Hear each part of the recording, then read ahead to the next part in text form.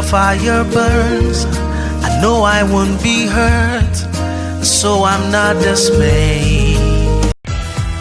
Now, it's fair to say that FIFA vs Pro Evolution Soccer is basically the Messi v Ronaldo of gaming debates. Both have their unique selling points. Both have dedicated followings who religiously buy the game year in, year out, whilst equally there's some not so favourable reviews. One person will scream one thing, another will scream the opposite. But how about this for a concept? There's room for both games in this world. So put down your pitchforks and stop the debate. We can help choose the right game for you, based on what things you like the most. We'll do it by comparing features like gameplay, graphics, and the game modes themselves, and hopefully that'll tell you what side of the derby you fall on.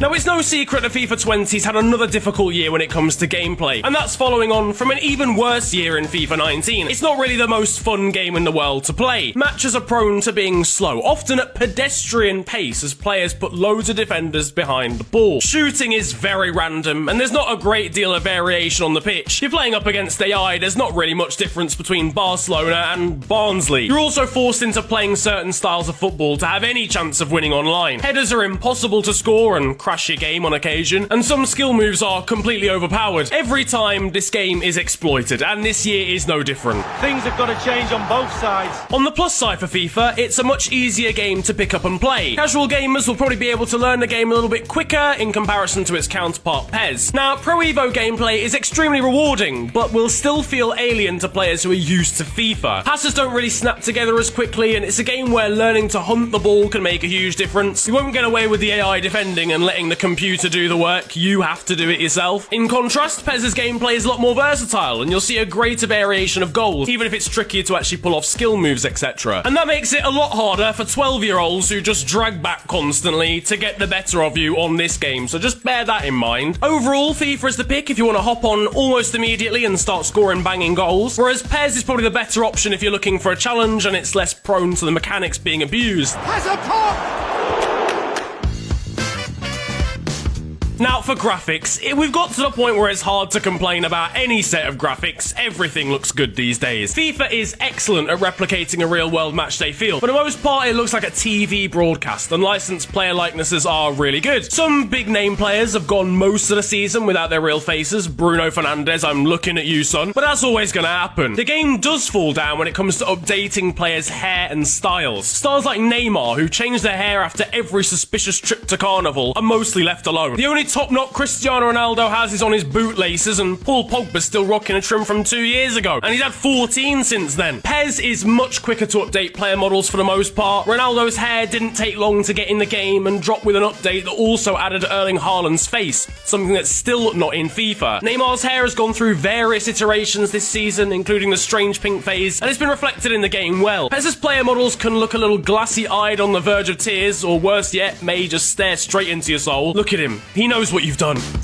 PES's graphical quality ramps up massively if you're playing in 4K or on a decent PC, but matches can look grainy for those that aren't. FIFA tends to look cleaner in most respects, and it's less likely to appear choppy for those who don't have an up-to-date tech setup. On the flip side, FIFA is far more prone to visual glitches and just strange things happening. Both games have hit the height of what they can achieve on the current hardware, so this debate is likely to become a lot fiercer when the PS5 and Xbox X's power is beginning to be harnessed. FIFA's your game if you're looking for a real-world atmosphere and feel, but if you prefer better-looking player models that will get speedier updates, PES is the one for you. That could be a big one.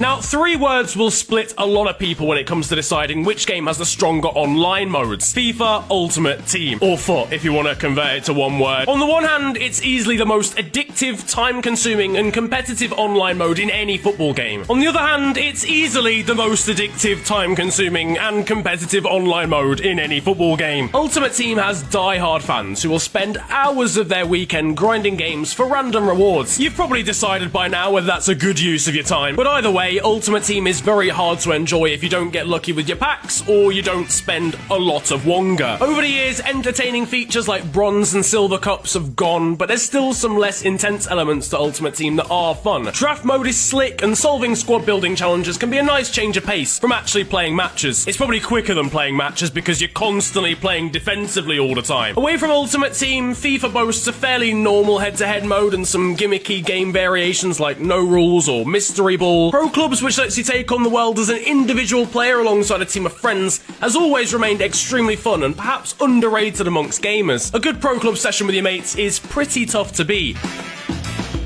PES has similar modes in every regard. Its Ultimate Team equivalent is My Club, a mode that goes big on letting you have a squad of iconic superstars without spending money. You can improve the stats of individual stars, train them for different positions, and have more chances to differentiate your team from others. While that's great and it'll excite players who don't want to spend money, it's perhaps too easy to get an amazing squad. Still, it's hard to be too harsh on a mode that doesn't rely on pay to win. PES also features plenty of online co-op options, and you can even team up in My Club with friends using a combination of each other's squads. Although far from perfect, the PES servers are more stable than FIFA's, lag and disconnects are less common, and the servers don't drop out as much. It's fair to say FIFA's online modes have a greater sense of occasion and certainly are more widely known outside the gaming bubble. Which side you fall on will largely come down to Ultimate Team.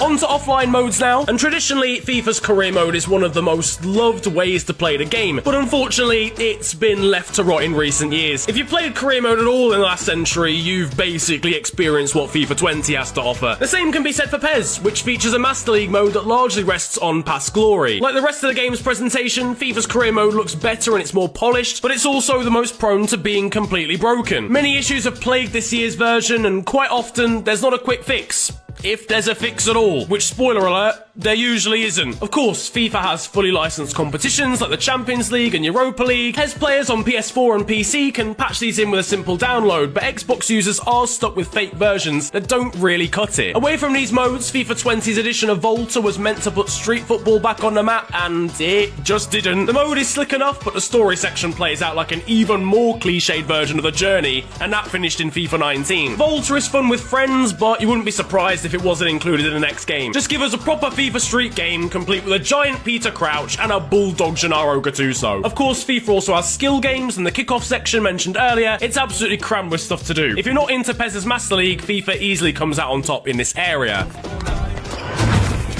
So there we have it. A breakdown should help you pick the right game for your tastes. Remember, there are absolutely no right or wrong answers. Less time arguing about which is the better game leaves more time to get angry about the real debate. Cristiano Ronaldo or Lionel Messi. That is the goal.